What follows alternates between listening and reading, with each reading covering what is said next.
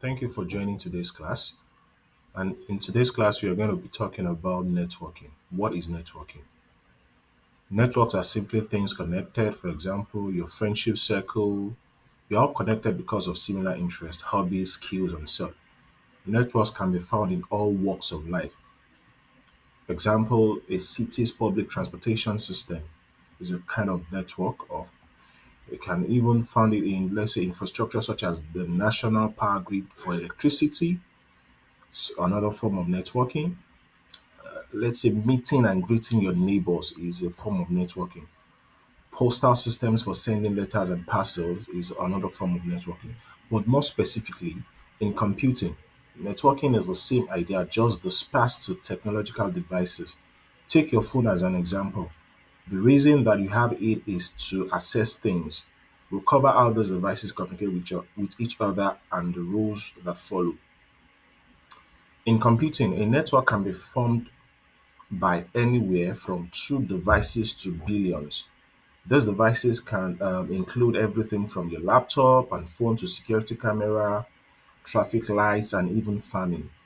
Network are integrated into an everyday life, be it gathering data for the weather, delivering electricity to homes, or even determining who has the right way at a road.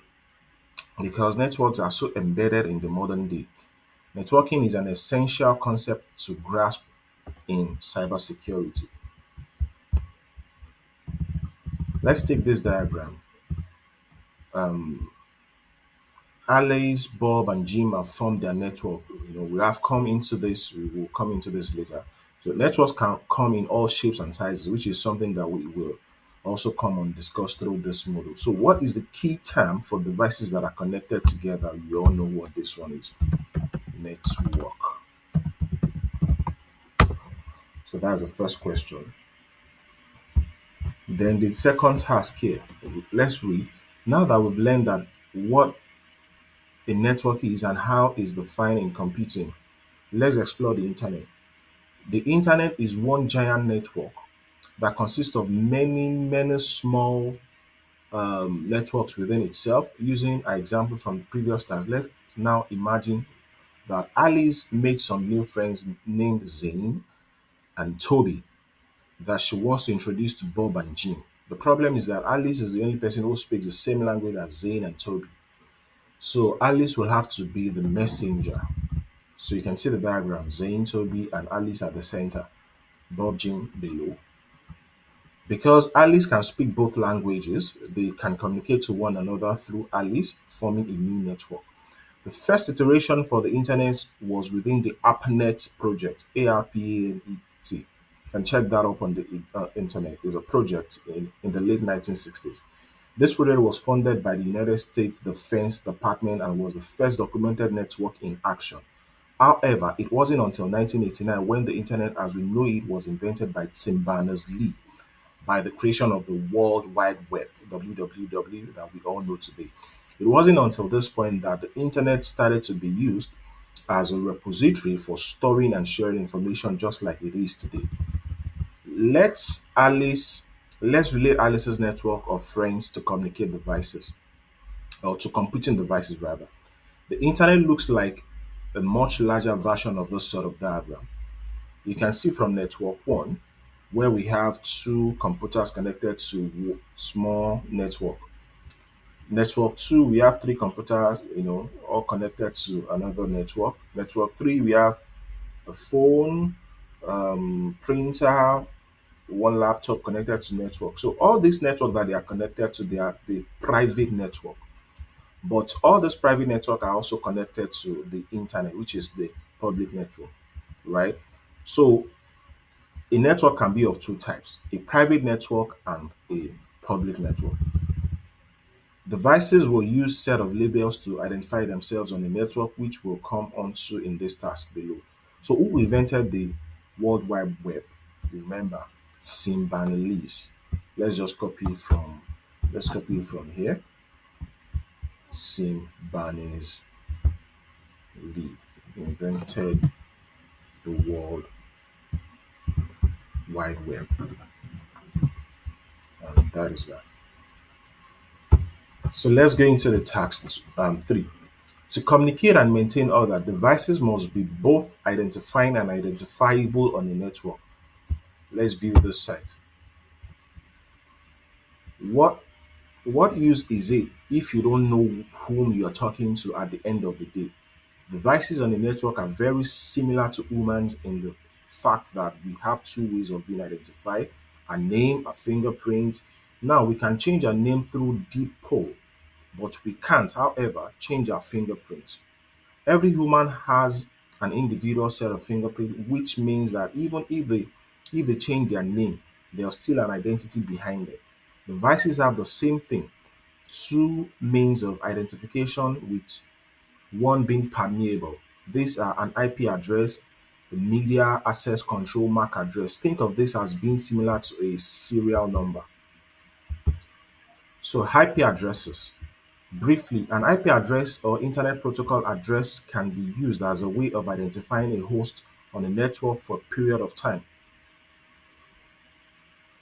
where the IP address can then be associated with another device without the IP address changing. First, let's split up precisely what an IP address is in the diagram below.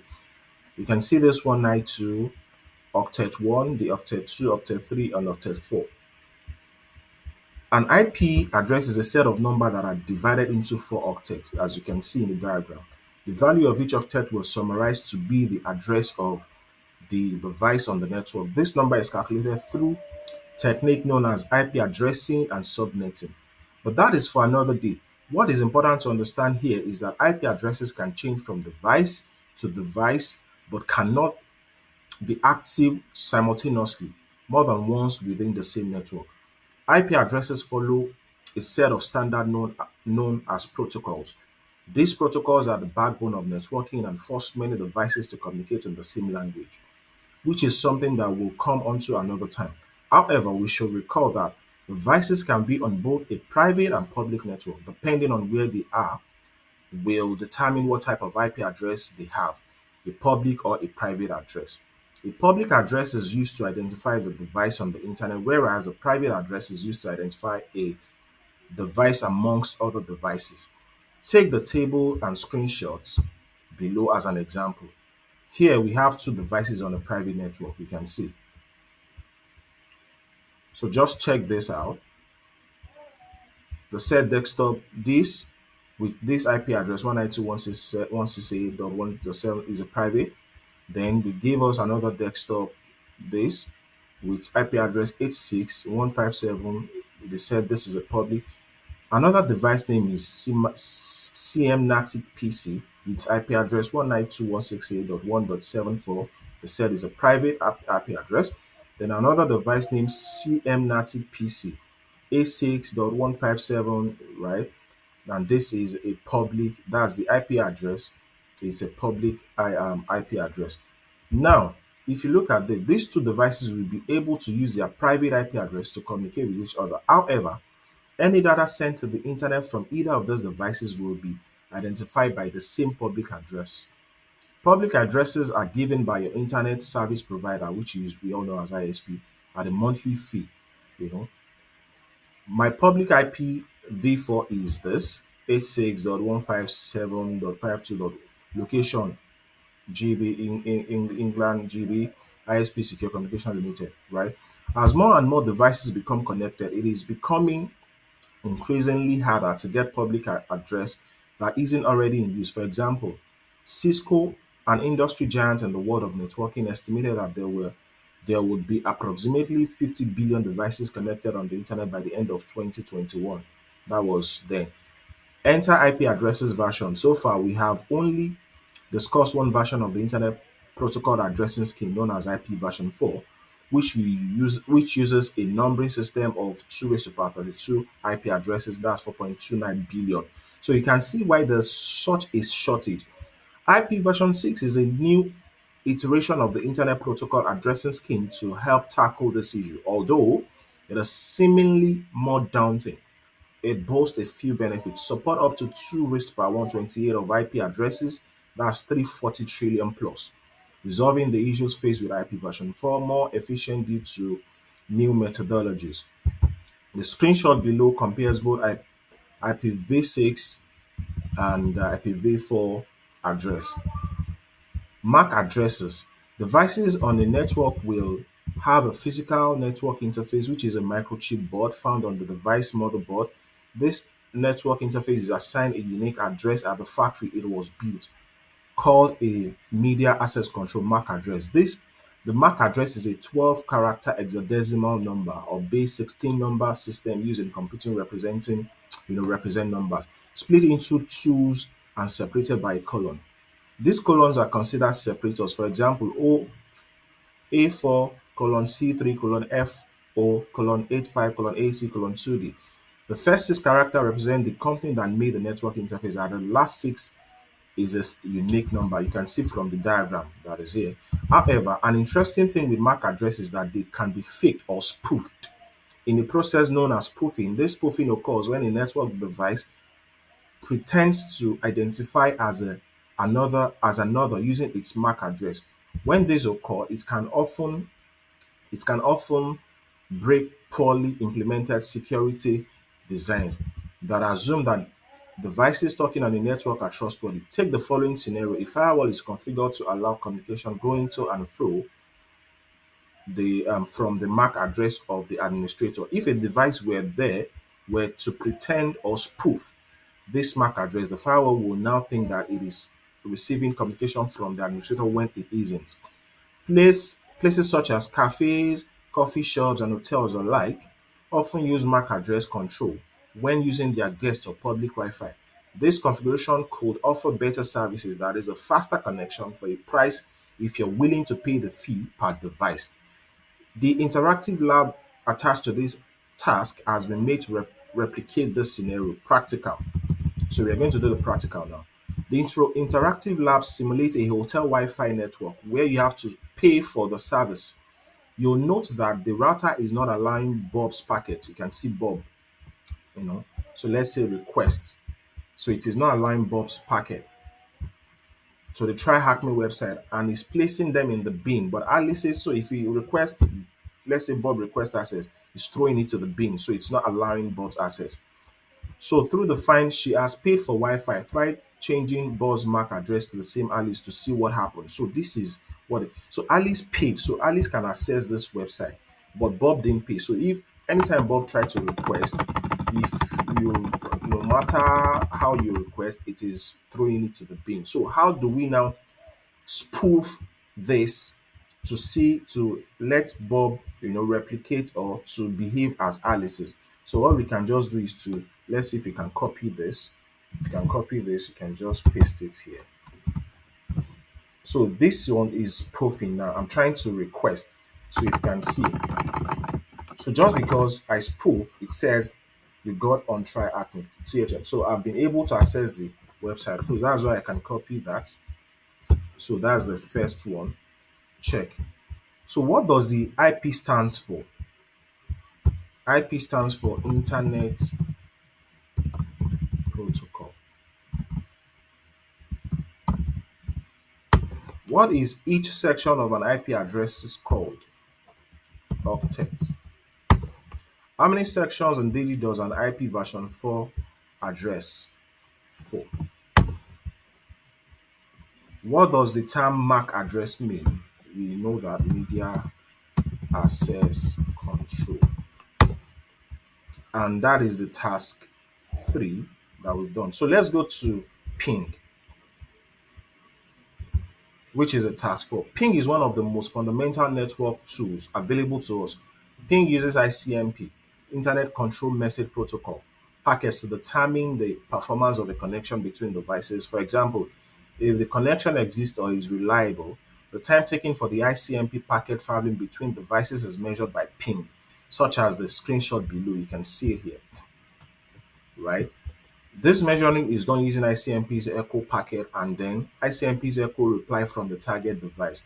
Pings can be formed against devices on the network, such as your home network or resources like website. This tool can be easily used and comes installed on operating systems such as Linux and Windows. The syntax to this simple ping is ping IP or website URL. Let's see this in action, right? You can see ping from the diagram. Here we are pinging a device that has the private address of 192.168.1.1.254. You can see ping informs us that we have sent 6 ICMP packets, all of which were received with an average time of 4.16 milliseconds. You can see, right? Now you're going to do the same thing to ping the address of 8.8.8.8 on the deployable website in this task. Pinging the correct address will reveal a flag to answer the following question. So let's view the site, right? Now they said we should ping 8.8. So we really cannot click on this. So we have a space to put the IP address. So we're just going to type 8.8.8.8 and we send, you know, and that is we pinging according to what we have here. So we can see from here, this is the flag we are looking for. What is the protocol? So what protocol does ping use? What protocol does ping use? Internet, control message protocol. That's ICMP.